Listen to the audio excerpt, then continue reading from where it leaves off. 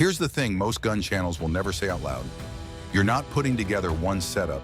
You're putting together 5, a handgun, a vehicle kit, a home defense position, a pack you might live out of for days, and every one of those systems pulls from the same logistics chain. Magazines, ammo, muscle memory. Pick the wrong platforms and they compete with each other. Pick the right ones and they support each other. The wrong choices fight. The right choices feed. Today I'm breaking down the only 5 firearms worth stockpiling before 2027. Not because they look cool, not because they impress people, not because they're pretty, but because when the ecosystem you depend on suddenly vanishes. These are the ones that can still stand on their own. Do not skip number 1.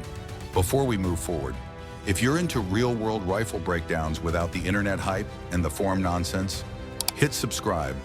I don't just parrot what a manufacturer says.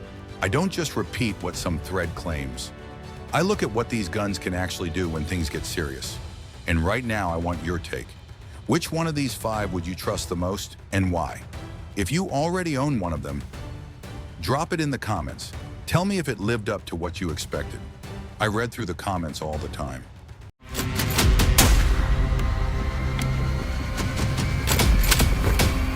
Number 5, Ruger PC Carbine Tactical. Most people judge this platform for what it isn't. They see a pistol caliber carbine, they line it up next to rifle platforms, and they miss the whole point. The Ruger PC Carbine Tactical is not trying to be a rifle. If you understand what it's actually for, you've solved a problem most people never even get to in the conversation. Here's the problem. You are not building one system. You're building several. A handgun, a vehicle kit, a home defense position, a pack carried for days, and every added system pulls on the same exact logistics chain. Magazines, ammunition, muscle memory. So the real question is simple. Does your carbine support that chain, or does it fight it? This one comes in at about 6.8 pounds. It carries light, but that number only matters once you understand what's folded inside it. This is a takedown gun. It splits into 2 main assemblies for transport. And that's the point. It's built to break down fast and ride inside the same bag that's already holding the rest of your gear. Now 9mm. Before you roll your eyes, think long-term operational continuity. 9mm is the most stockpiled pistol cartridge on Earth. It runs in more duty platforms and logistics chains than any other handgun round. 1 caliber, 1 supply, 2 platforms pulling from the same well. And here's the detail nobody says out loud. Magazine compatibility. In the Glock configuration, it takes the same standard capacity magazines that are already riding in your holster. This is not a nice feature. It's a deliberate logistics choice. It removes a supply chain weak point. No separate stockpile, no weird puzzle pieces that don't match anything else you own. Accuracy is solid, sub 2-inch groups at 50 yards, and it's honestly effective out to about 150 yards. Inside that window, it does exactly what its integration role is supposed to do. Compare it to the Kel-Tec Sub 2000. Ruger wins on 2 huge points: build quality under sustained use, and magazine compatibility. Ask any armorer who's had both on the bench. It's not close. Simplicity is not about what's missing. Simplicity is about what's already there and how cleanly it connects to the rest of what you built. That integration role, solved. Number 4, Ruger Mini 14. When the engineers built the Mini 14, they were solving a problem nobody in the consumer rifle world was talking about back in 1973. They weren't trying to make the flashiest rifle on the rack. They were building the rifle that could live in the widest range of environments without forcing those environments to change how they behave around it. That's a completely different design brief, and it produces a completely different outcome. The Mini 14 runs a scaled-down M14 action. It's a Garand-derived rotating bolt design, and it cycles a 223 Remington cartridge in a profile that reads to almost everyone as a ranch rifle, a working gun, something unremarkable, and in periods of documented instability. Unremarkable is a survival trait no tactical spec sheet can replace. Depending on the model, you're around 7 pounds unloaded. And at roughly 38 inches overall, it visually prints as a tool, not a weapon. That distinction matters, because sometimes visibility itself is the risk. The Mini 14 has a long history around law enforcement and institutional use. Because of that exact dual character, serious defensive capability, inside low-alarm social space, that track record is not marketing. That is documented function. The 18.5-inch barrel keeps the .223 moving at meaningful velocity.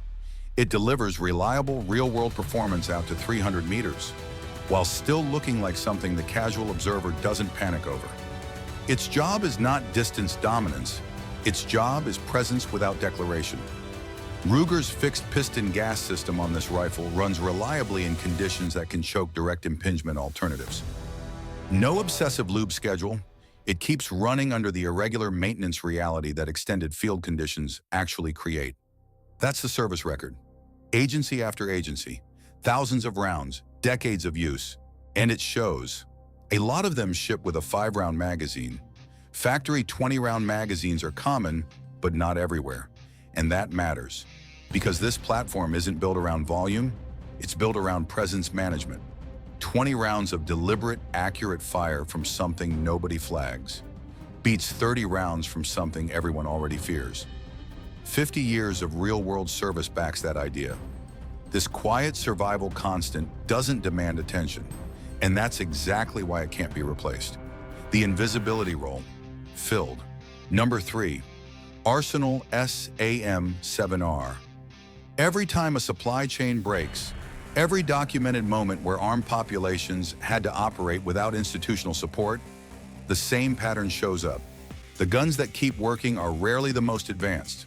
They're the ones with fewer moving parts, the ones with forgiving tolerances, the ones with the deepest pool of knowledge behind keeping them running with whatever is on hand. The Kalashnikov pattern has filled that role across more documented instability scenarios than any other modern firearm design. Not because it was specially chosen, because it was already there.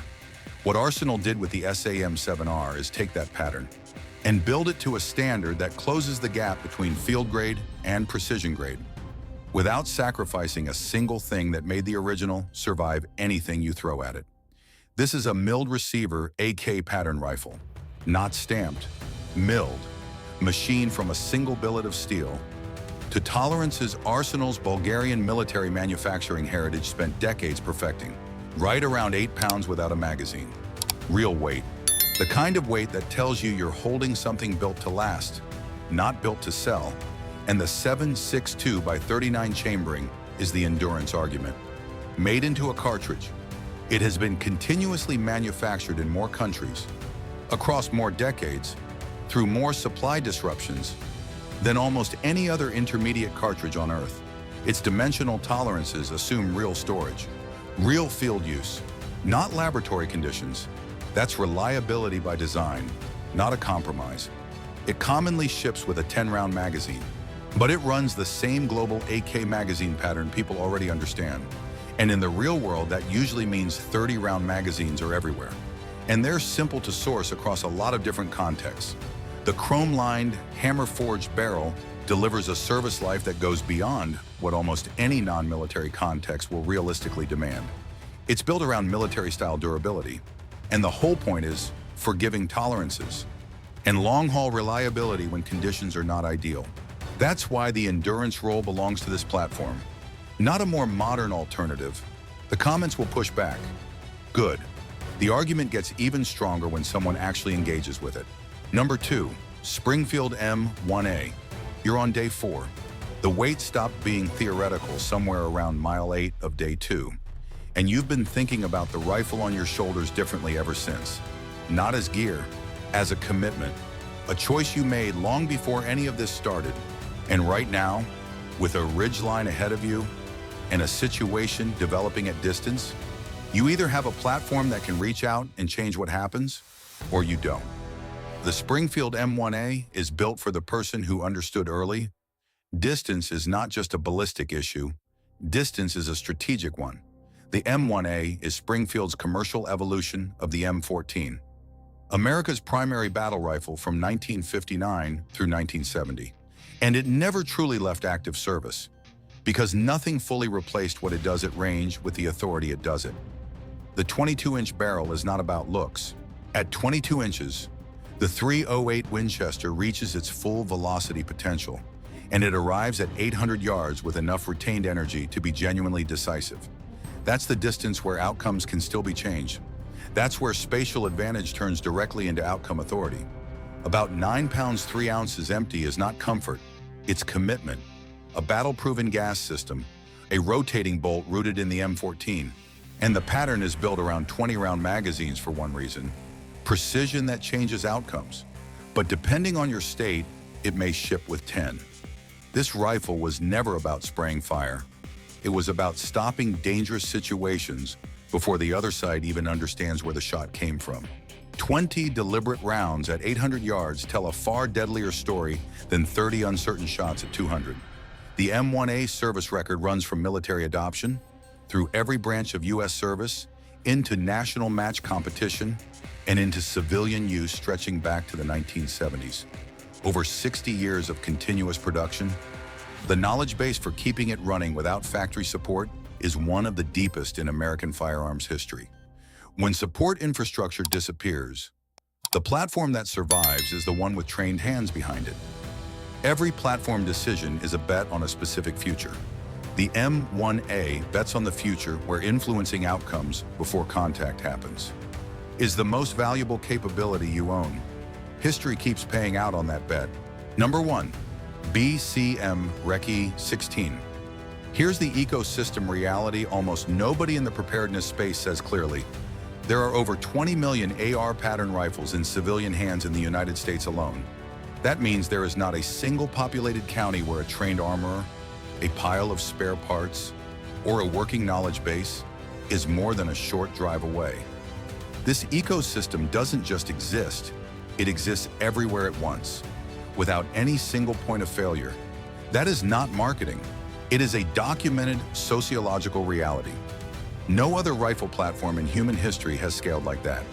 BCM built the Reky-16 to the standard professional evaluation units demand. The 16-inch hammer-forged chrome-lined barrel is not commercial grade. It is mil-spec execution, balancing velocity and maneuverability the way it's supposed to be balanced.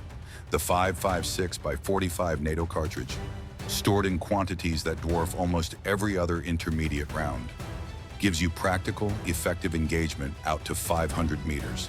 That's not a max distance. That's a working range. At 6 pounds, 10 ounces unloaded, it carries honestly. The bolt carrier group is magnetic particle inspected and high pressure tested. Those aren't just bragging points. They're the baseline that separates a rifle built for the ecosystem role from one that just happens to exist inside it. And the 30-round P mag, adopted by a huge number of agencies and shooters, runs smooth. It's one of the most common detachable magazines on the planet.